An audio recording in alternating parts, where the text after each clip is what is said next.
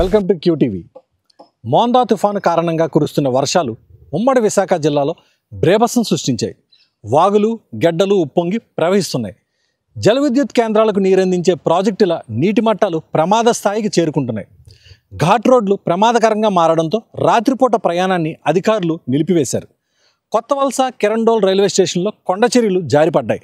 అనంతగిరి ఘాట్ రోడ్లో కొండవాగుల ప్రవాహం రోడ్డుపైకి వచ్చేయడంతో అధికారులు వాహన రాకపోకలు నిలిపివేశారు.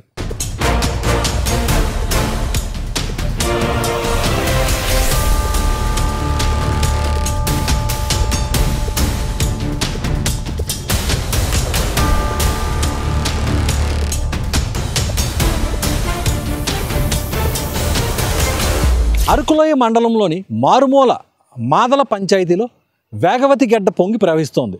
దీంతో సరిహద్దు ఒడిశా గ్రామాలకు రాకపోకలు నిలిచిపోయాయి. ఈదురుగాలులకు పాడేరు, అరకు తదితర ఏజెన్సీ ప్రాంతాలలో అక్కడక్కడ భారీ చెట్లు నేలకొరిగాయి. కొత్త వలస కిరండోల్ రైల్వే లైన్లో చిమిడిపల్లి సమీపంలోని టన్నెల్ వద్ద కొండచర్యలు ట్రాక్పై జారిపడ్డాయి. సుమారు గంట పాటు కొండ నుంచి వరద నీరు ట్రాక్పై పొంగి ప్రవహించింది. బండరాళ్ళు, మట్టి పేరుకుపోవడంతో వాటిని తొలగించే పనుల్లో రైల్వే అధికారులు నిమగ్నమయ్యారు.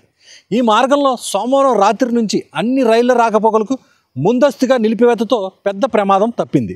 అరకులోయ అనంతగిరి ఘాట్లో సుంకరమెట్ట ఇంకా బీసుపురం సమీప ప్రాంతాల్లో రోడ్డుపై వరద నీరు పొంగి ప్రవహించింది. భారీ వర్షాలకు కొండల నుంచి వరద నీరు రోడ్లపైకి వచ్చేయడంతో వాహన చోదకులు తీవ్ర ఇబ్బందులు పడ్డారు. వరద ప్రవాహం ప్రమాదకరంగా మారడంతో ఈ మార్గంలో మంగళవారం సాయంత్రం నుంచి వాహనాల రాకపోకలను పోలీసులు నిలిపివేశారు.